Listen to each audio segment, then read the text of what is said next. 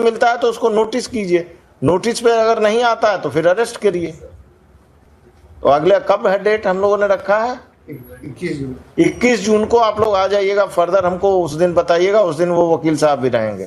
और उससे पहले विकास मिश्रा को अरेस्ट कीजिए और एप्लीकेशन दीजिए वहां कोर्ट पर। आ जाइए, इधर आ जाइए, हाँ आराम से। नौकरी के नाम पे सर एक अमाउंट किया जाता था सर, वो सब तो देख लिए।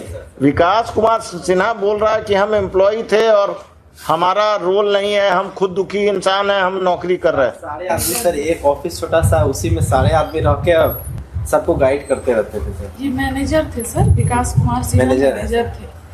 तो ये नौकरी करते थे कि ये मिले हुए थे, सब एक साथ ही काम कर रहे थे? नहीं होगा। कोई भी जमीन का अगर मान लेते हैं विक्रेता है, जमीन बेचने के लिए आपको ये जमीन दिखा दिया गया, मकान बेचने के लिए आपको ये मकान दिखा दिया, एक तरह से दिखा दिया गया, लेकिन आपके साथ क्या हो रहा है? जालसाजी हो रहा है। आज ऐसा जो ऐसे न्यूज आपको सुनने को मिल रहा है, क्यों सुनने को मिल रहा है? गलती किसकी है? गलती जो सबसे बड़ी गलती है वो आपकी गलती है, सबसे बड़ी गलती है। और ये जो गलती है, कहने का मतलब जो आज जालसाजी होने का जो सबसे बड़ा मुख्य कारण ये है कि जो लोग हैं वो समझने को तैयार नहीं है। अगर आप अपने प्रोसेस को सही तरीके से करेंगे, कोई भी कहीं भी कोई फ्रॉड नहीं कर सकता। आप मान लेते हैं जमीन जो खरीद रहे हैं, है ना, जमीन खरीद एक तरह से अगर रहे हैं तो पहला काम आप किसी मान लेते हैं कि जो कंस्ट्रक्शन कंपनी है उससे एक तरह से जो है खरीद रहे हैं। दूसरा, आप किसी मान लेते हैं जो डीलर है एक तरह से उससे खरीद रहे हैं। तीसरा, जो ऑनर है उससे खरीद रहे हैं। तो ये जो भी आप कर रहे हैं ना, आप कंपनी से खरीद रहे हैं, आप डीलर से खरीद रहे हैं या ऑनर से आप खरीद रहे हैं, तो ये जिससे आपका खरीद रहे हैं, बीच में जब आपका बात तय होता है, ठीक है, जो बीच में आपका बात तय होता है, तो अभी मेन होता है कि सबसे बड़ा जो भी है कि ये जो संपत्ति को खरीदने जा रहे हैं, जिसको खरीद रहे हैं, इसको सबसे पहला काम होता है चेक करना। ये तो महत्वपूर्ण है, चेक करना। क्या चेक करेंगे? इस प्लॉट के नंबर से, जो प्लॉट का नंबर है ना, प्लॉट जो नंबर है मान लेते हैं 135, तो इसको चेक करना है 135 किसके नाम से है, ठीक है, किसके नाम से है। कैसे? एक तो ऑफलाइन, दूसरा ऑनलाइन। मतलब ऑफलाइन कहां मिलेगा? जो रेवेन्यू ऑफिस है आपका नियरेस्ट, वहां पर मिलेगा। दूसरा ऑनलाइन तो आप डिटेल जो अपने एरिया का पोर्टल है उस पर डालकर चेक कर लेंगे। ये जमीन का भी कर लेंगे, मकान का भी कर लेंगे। इसको करने के बाद क्या होगा? इसको करने के बाद जो है आपको लगा नहीं ठीक है, ये जो व्यक्ति बेच रहा है, प्रॉपर्टी को बेच रहा है, उसी के नाम से है। अब उसको पता कर लेंगे कि जो आदमी आपसे मिला कहीं वो दूसरा तो नहीं है कोई। इसकी जानकारी कैसे मिलेगी? जो व्यक्ति कहाँ रहता है वो पता पूछे ना पड़ेगा ना उससे। अगर आप किसी से प्रॉपर्टी ले रहे हैं तो उसका घर कहाँ, मकान कहाँ, वो बेच रहा है, कोई अपनी प्रॉपर्टी बेच रहा है, वो बात अपनी पहचान को छुपा रहा है, अपनी पहचान बताने से इनकार कर रहा है, अपना पहचान पत्र देने से इनकार कर रहा है, तो समझ सकते नहीं लेंगे उससे प्रॉपर्टी। क्यों लेंगे?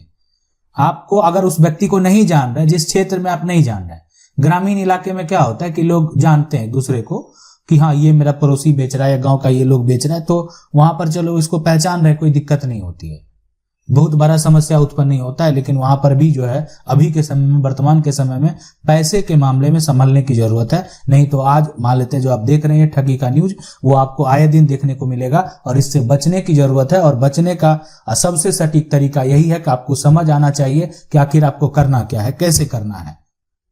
तो सबसे पहला जो हम ये मान लेते हैं कि ये बनाकर और एग्रीमेंट और रजिस्ट्री दे दिए हैं, तो इसका मतलब ये है कि एग्रीमेंट कर लिए और रजिस्ट्री कर दिए तो उससे हम जो है संभल गए। बिल्कुल ये नहीं है, लेकिन आपको समझना पड़ेगा उस स्टेप को जो हम बताने जा रहे हैं।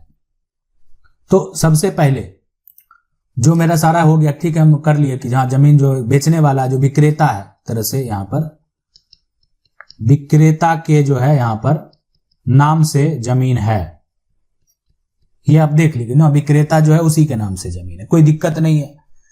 अब यहां पर जो सवाल उठता है कि ठीक है, अगर विक्रेता के नाम से जमीन है तो अब क्या करना है कि जो एग्रीमेंट बनवाना है, मान लेते हैं जो आपका एक एग्रीमेंट पेपर है, ठीक है, एग्रीमेंट जो है यहां पर बनेगा एग्रीमेंट, तो वो किसके नाम से? तो विक्रेता और खरीदार, है ना, खरीदार के नाम से एग्रीमेंट बन गया। कब तक का मतलब कब तक इसका वैलिडिटी है और कैसे पैसा देना है वो सारा कुछ मेंशन हो गया। जब भी आप पैसे देंगे इस एग्रीमेंट पर पेपर पर उसको मेंशन करवाएंगे।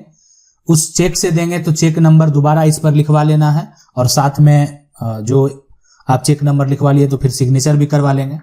ओरिजिनल एग्रीमेंट का पेपर जो है वो खरीदार के पास रहेगा। विक्रेता को आप उसका नकल दे भी सकते हैं, नहीं भी दे सकते। एग्रीमेंट का जो टाइम पीरियड है उसी टाइम पीरियड के अंदर जो है प्रयास करें कि अपनी जमीन की रजिस्ट्री करवा लें। एग्रीमेंट और रजिस्ट्री जो है दोनों में ये फर्क है कि एग्रीमेंट जो है ये रजिस्टर्ड डॉक्यूमेंट नहीं है। रजिस्ट्री जो है यानी जो गवर्नमेंट के ऑफिसर हैं, जो रेवेन्यू ऑफिसर है, उनके द्वारा ये रजिस्टर्ड डॉक्यूमेंट है। रजिस्ट्री तब होती है जब प्रॉपर्टी का पूरा पैसा दे दिया जाता है, और उसके बाद जितना पैसा दे दिया जाता है उसका जो टैक्स होगा वो सरकार को देना होगा, सरकार को देना होगा।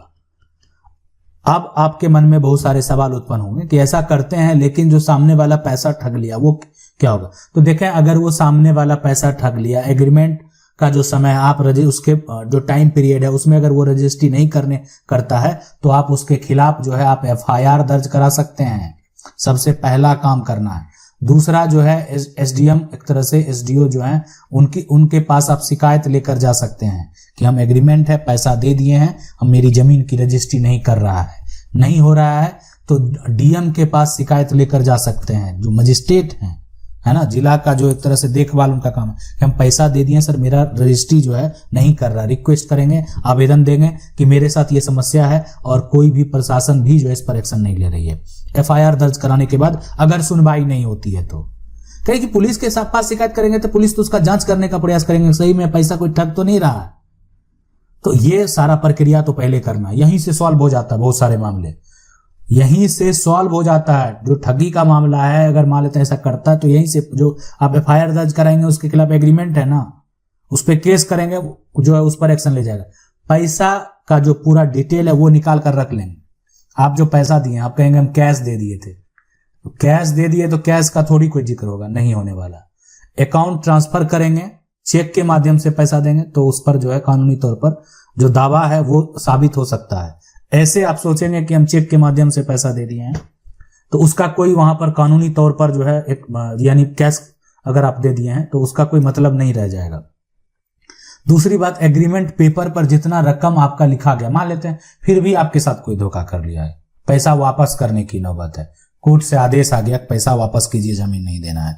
मान लेते हैं जो एग्रीमेंट कर रहा था ना वो व्यक्ति का वो जमीन था ही नहीं, आप धोखा खा गए, पैसा भी दे दिए। मैं आपको बता देता हूं, कोर्ट का जब फैसला होगा तो जो एग्रीमेंट पर रकम लिखा हुआ है ना वही जो है आपको रिटर्न होगा। इसलिए एग्रीमेंट पर रकम जो है ज्यादा बचाने का, मान लेते हैं सरकार का टैक्स जो है बचाने के चलते जो है बहुत लोग क्या करते हैं, रकम को कम लिखवा देते हैं, तो वो भी नहीं करना है, गलती नहीं करना है।